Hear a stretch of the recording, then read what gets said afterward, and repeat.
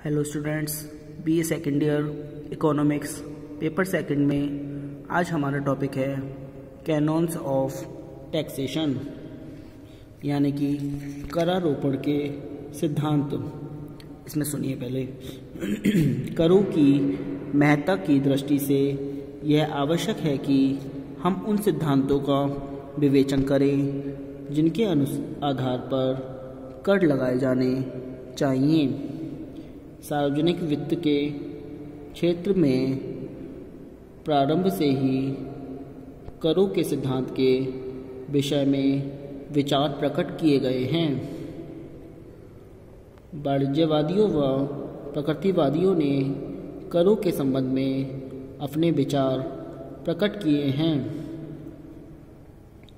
इस क्षेत्र में पीगू एवं डाल्टन ने भी अपने विचारों से काफ़ी योगदान दिया है।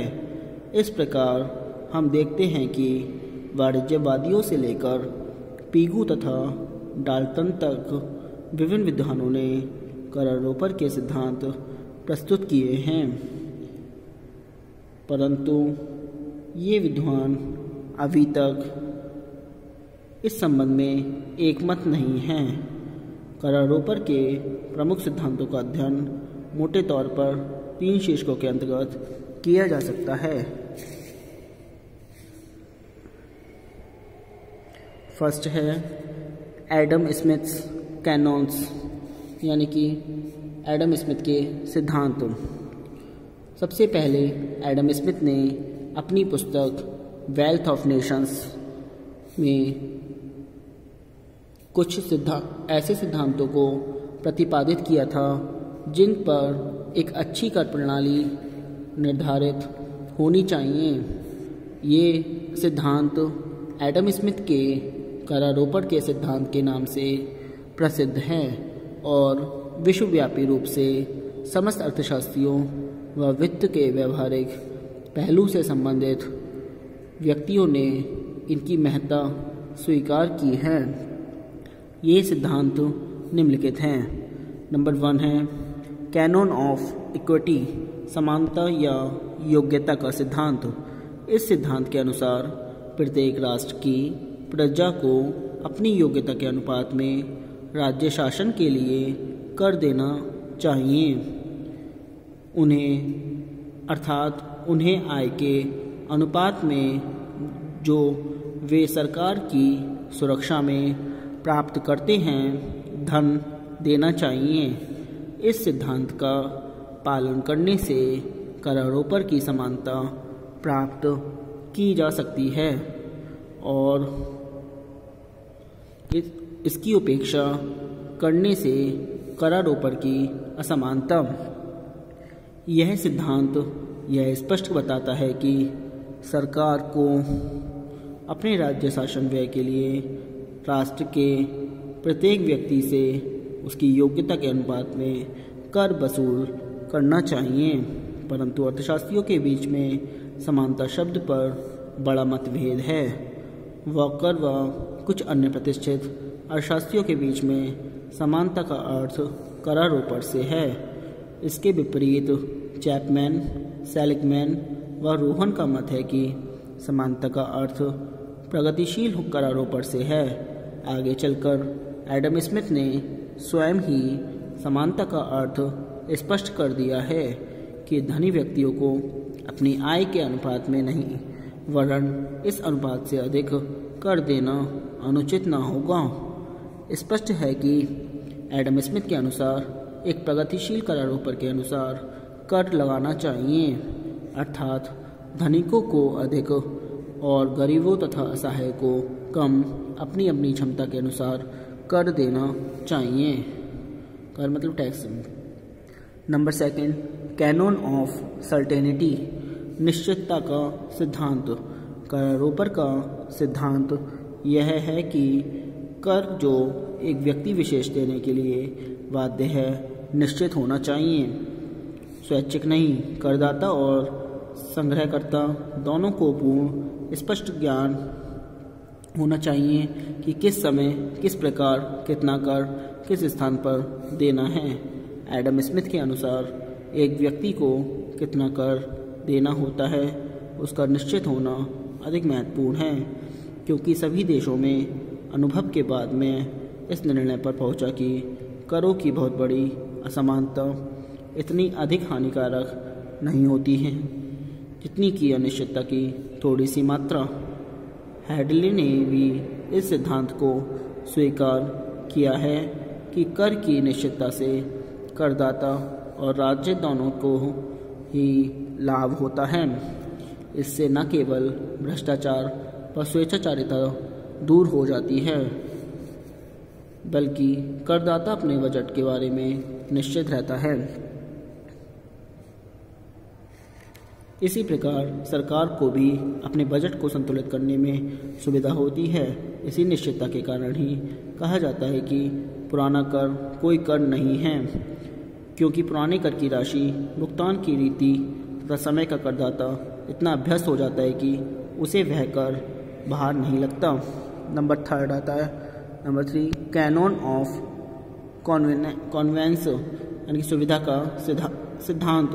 एडम स्मिथ के अनुसार प्रत्येक कर ऐसे समय और इस प्रकार लगाना चाहिए कि जिससे वह भुगतान करने वाले के लिए सुविधाजनक हो। इस नियम के अनुसार कर को उसी समय वसूल किया जाना चाहिए जबकि उसे आय प्राप्त हो।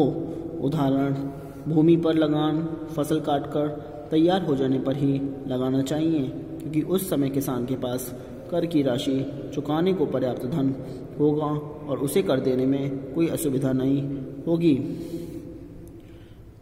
सुविधा सिद्धांत के अनुसार निम्नलिखित 3 बातों को ध्यान में रखना चाहिए। नंबर का है, नंबर 1 मतलब time of tax payment must be convenient. कर चुकाने का समय सुविधाजनक होना चाहिए।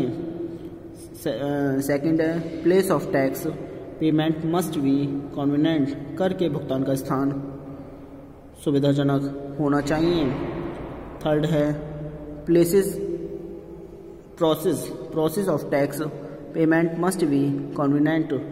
कर चुकाने का तरीका सुविधाजनक होना चाहिए।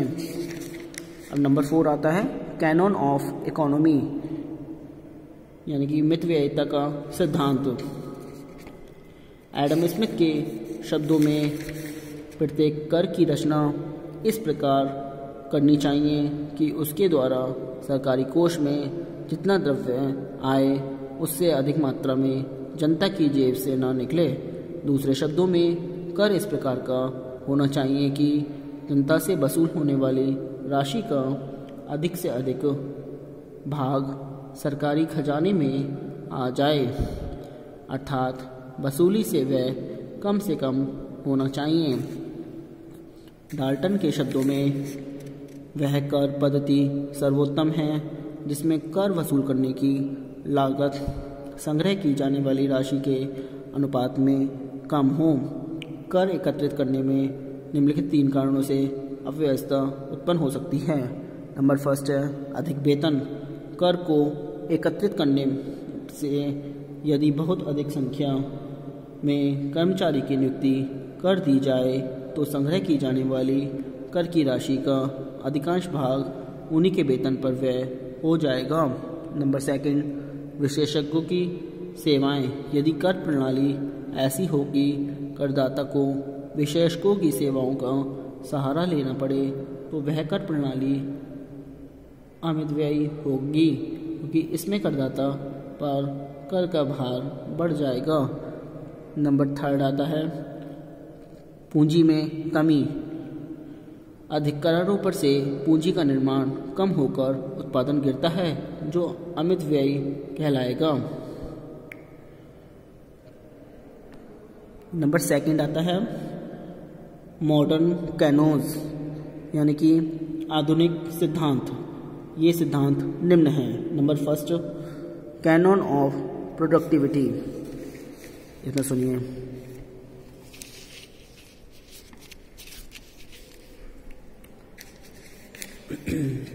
नंबर 1 है कैनन ऑफ प्रोडक्टिविटी यानी कि उत्पादकता का सिद्धांत। प्रोफेसर बेस्टेबल ने कर की उत्पादकता पर बहुत अधिक बल दिया है। संकुचित अर्थ में इसका आशय यह होता है कि कर ऐसा होना चाहिए जिसमें सरकार को पर्याप्त आय प्राप्त हो जाए, अर्थात कर से वसूली अधिक हो और खर्च कम। इसलिए छोटे छोटे अनेक ऐसे करों के लगाने की अपेक्षा एक ऐसा बड़ा कर लगाना अधिक उपयुक्त है जो अधिक उत्पादक है। विस्तृत अर्थ में इसका अभिप्राय यह है कि सरकार को वर्तमान में यथेष्ट आय प्राप्त हो सके और भविष्य में भी वह आय का स्रोत बना रहे। साथ ही साथ कर ऐसा होना चाहिए कि करदाता को कर के भार से उत्पादन शक्ति के ह्रास का अनुभव न हो। नंबर 2 आता है कैनन ऑफ इलास्टिसिटी, लोच का सिद्धांत। बेस्टेवल ने ही लोच के सिद्धांत को भी काफ़ी महत्व दिया है। कर प्रणाली की लोच से आशय यह है कि करों से होने वाली आय को आवश्यकता अनुसार घटाया बढ़ाया जा सके। नंबर 3 कैनन ऑफ सिंप्लिसिटी, यानी कि सरलता का सिद्धांत। कुछ अर्थशास्त्रियों ने सरलता का भी करारोपण सिद्धांतों के रूप में उल्लेख किया है। इसके अनुसार इस कर प्रणाली के अंतर्गत कर इस प्रकार लगाना चाहिए कि इसके निर्धारण में के उद्देश्य और प्रभाव की जानकारी सरलता से हो सके, कर संचय करने के लिए कोई कठिनाई न हो और करदाता को प्रशासनिक तथा हिसाब किताब संबंधी कठिनाई का सामना न करना पड़े। नंबर 4 कैनन ऑफ डाइवर्सिटी, विविधता का सिद्धांत। इसका तात्पर्य यह है कि कर प्रणाली ऐसी होनी चाहिए जिसमें हर प्रकार के कर हों, अर्थात जिसमें देश का प्रत्येक नागरिक योगदान कर सके। इस दृष्टि से प्रत्यक्ष व परोक्ष करों का ठीक प्रकार से विभाजन होना चाहिए। नंबर 5 कैनन ऑफ पॉपुलरिटी, लोकप्रियता का सिद्धांत। कर लोकप्रिय होने चाहिए जिससे उन्हें एकत्र करने में राज्य कर्मचारियों को किसी प्रकार की जनता का विरोध न सहना पड़े। नंबर 6 कैनन ऑफ वोयेंसी, स्वचलन का सिद्धांत। कर प्रणाली इस प्रकार की होनी चाहिए कि राष्ट्रीय आय में वृद्धि के साथ साथ करों से एकत्र आय में भी अपने आप वृद्धि होती रहे। नंबर 7 कैनन ऑफ कोऑर्डिनेशन, समन्वयता का सिद्धांत। आजकल केंद्रीय, राज्य तथा स्थानीय सरकारें अलग अलग कर लगाती हैं। इन सरकारों द्वारा लगाए गए करों में समन्वयता पाई जानी चाहिए। Number 8 surplus theory of consumer, यानी कि उपभोक्ता की बचत का सिद्धांत। मार्शल के मतानुसार कर लगाते समय सरकार को 2 बातों को ध्यान में रखना चाहिए। प्रथम यह बात है कि कर उन्हीं वस्तुओं पर लगाया जाना चाहिए जिससे उपभोक्ता की बचत मिल रही हो, ताकि करारोपण के कारण कीमतों में वृद्धि के बाद ही उपभोक्ता का आकर्षण उस वस्तु में बना रहे। ये चित्र दे रखा है, इसमें मात्रा है OM1MX, NLT बाई M1 से लेकर L तक की एक मात्रा जा रही है और M से N की जा रही है। तो बाकी का हम नेक्स्ट वीडियो में बताएंगे। आज के लिए इतना ही। Thank you very much.